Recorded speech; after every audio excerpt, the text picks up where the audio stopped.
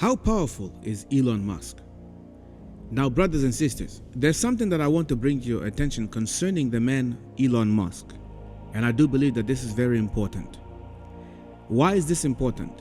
Because if you look, Elon Musk, as of late, has gained the world's favor. Elon Musk has gained popularity, and he has gained respect, and he has gained lots of fans all across America. Americans pretty much love Elon Musk.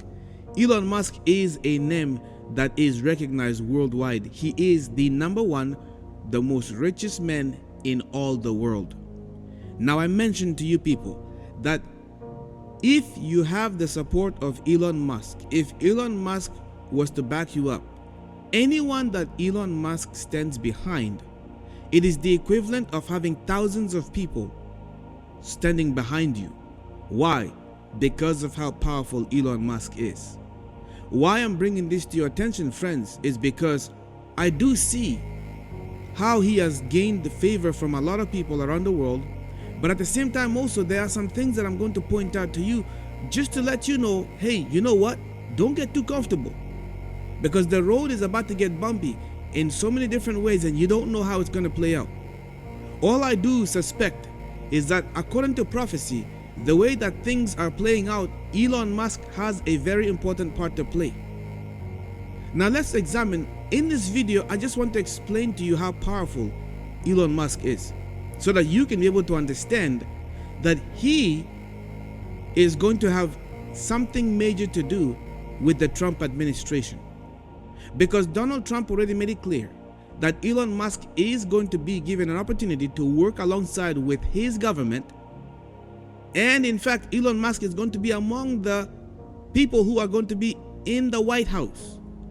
The evidence for that is that Elon Musk, he joined President Trump on a phone call with foreign leaders, and he was also present with the phone call involving Trump and Ukraine's President Zelensky.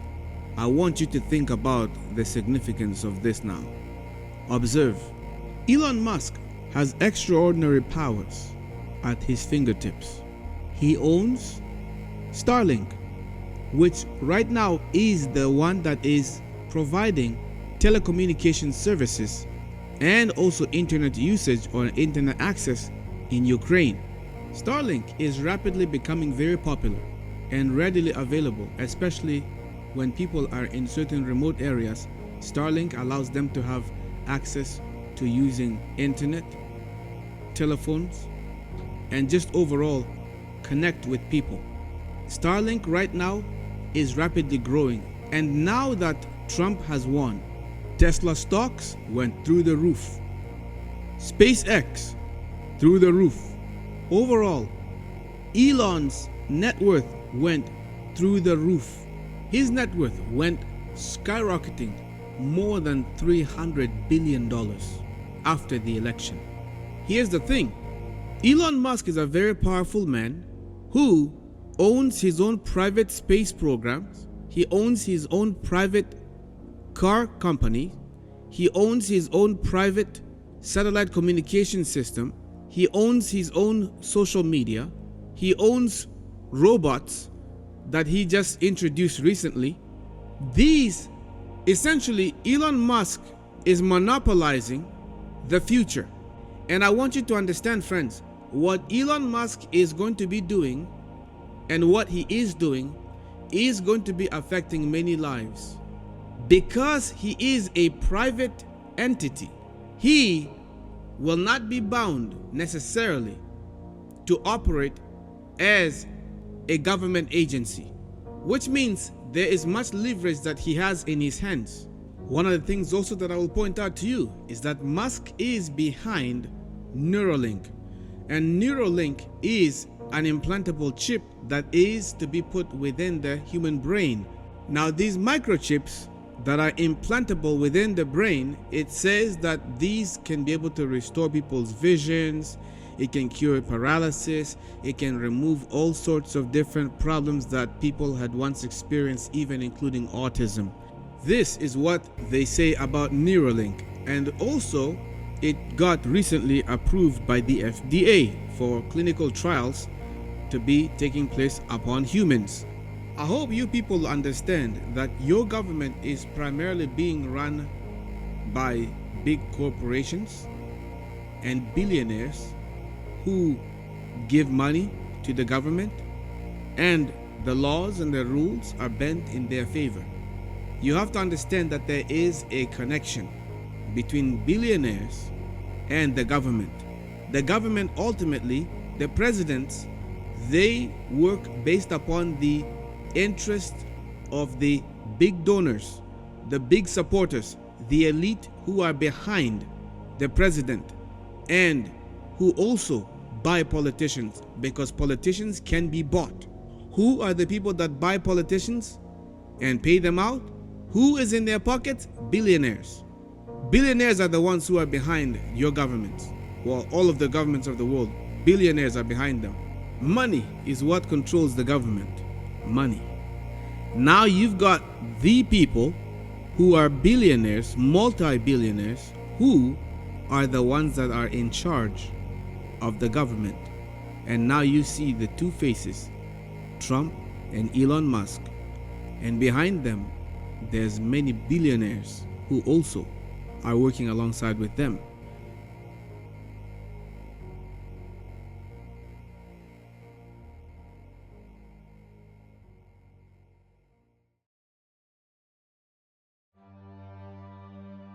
From what I'm reading, I don't think Elon Musk is in it for a salary for a particular job, because he's already well off. He doesn't need the money. If you've got all the money in the world, what's left for you? You want power. I want you to think about what Elon Musk actually is bringing in. Because think about it. Think about this. So far this year, we've seen the release of Elon Musk's robots, the Optimus Gen 3, which is, I believe, going to be released in December. Here's the thing that we need to understand.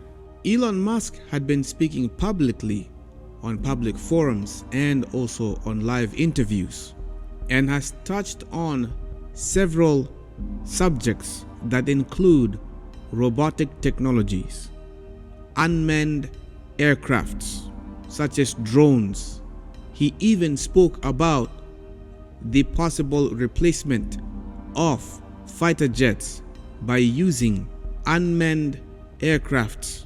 He has proposed to the world his vision of the future by introducing taxi robots. Again, this is going to replace quite a bit of jobs. This is going to replace quite a bit of human service. Elon Musk spoke several years ago, at least 7 years ago. He spoke about universal basic income. And he spoke about how robots are going to be taking over. And pretty much he alludes that mankind or humanity is going to have no jobs. There will be no jobs for humans. And if essentially he proposes that there's going to have to be a universal basic income, but then what he also says at the end will actually make you think, and it will actually provoke your thoughts. I'm going to play the clip for you. Listen to the following. There will be fewer and fewer jobs that a robot cannot do better. Okay. What to do about mass unemployment? This is going to be a massive social challenge. And I think ultimately we will have to have some kind of universal basic income. I don't think we're going to have a choice. Universal basic income. Universal basic income. I think it's going to be necessary. So it means that unemployed people will be paid across the globe. Yeah. Because there is no job, machine, robot is taking over. That's simply and I want to be clear that these are not things that I think that I wish would happen. These are simply things that I think probably will happen. And if my assessment is correct and they probably will happen, then we need to say, what are we going to do about it? And I think some kind of a universal basic income is going to be necessary. Now, the output of goods and services will be extremely high. So with automation, there will come abundance. There will be almost everything will get very cheap. I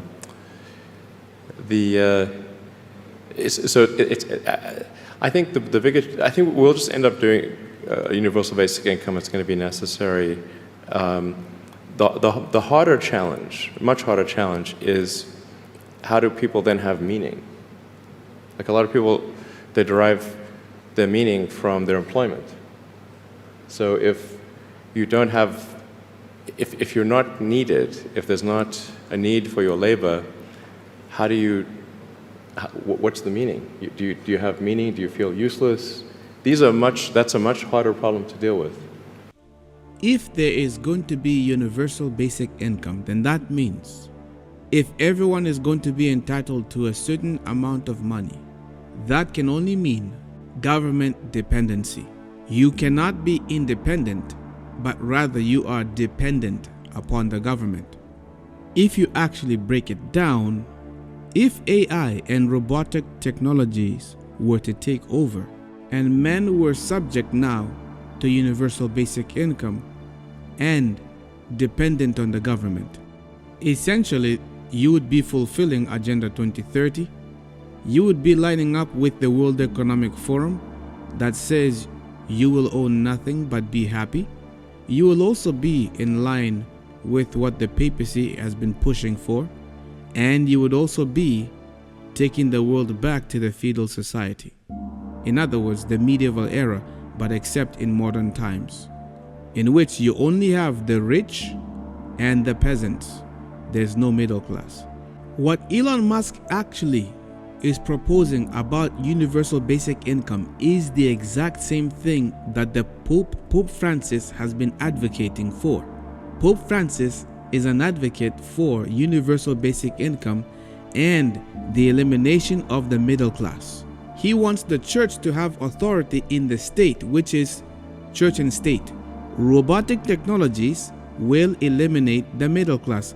What you have to understand, friends, is what Elon Musk is actually proposing is the elimination of the middle class. It may not appear that way, but I'm telling you that what he actually is doing is a plain dead giveaway that the middle class will be no more. What you're going to have is the rich and powerful, the billionaires, those who are very extremely wealthy, and you have the peasants. That is the feudal society. And guess what? This is the exact same thing that the Democrats actually were also seeking to propose, which is the elimination of the middle class. Essentially, friends, what I just told you is whether you go to the right or whether you go to the left, both the right wing and the left wing belong to the same bird and they follow the same master. Now here's a key element that you must understand so that you understand why we are going back to the feudal society. In the time of the feudal society, it was a Christian rule. The church primarily ruled the state. The state and the church operated together as one. Church and state was the central focus of the feudal society, the Dark Ages. What we are seeing with the Trump administration that is coming, this administration is in favor of a union of church and state. And I find it very interesting that Elon Musk came up and he says, I am not just MAGA, I am dark MAGA. This, I believe, is a reference to taking people to the feudal society. I am telling you, the world is going back to the feudal society where you've got the rich, first class, and you've got the poor, peasants. Pope Francis is a known advocate for basic universal income. What Elon Musk is actually doing is promoting the exact same values that Pope Francis is proposing. All of this is connected together Brothers and sisters, it's all connected. All roads lead to Rome. There's questions that I'm going to be proposing for all of you. Is Elon Musk an agent of Rome? And here's the thing. Elon Musk made a post on his Twitter, now called X. And that post he made was shortly after the election. And that post was him revealing that a new world order has officially dawned upon the world. I want to now go and investigate that and some other very interesting statements that Elon Musk made, and it is out of his own mouth. The words that you are about to hear, friends, is going to shock you. Even that shocked me. So, for you to know more about this, I want you to make sure that you go to my second channel, Controversy 7 Ministry. This is where part 2 is going to be uploaded. Go subscribe. The link is in the video description box and also pinned at the comment section. You go subscribe there. Make sure you turn on your bell notification icons on.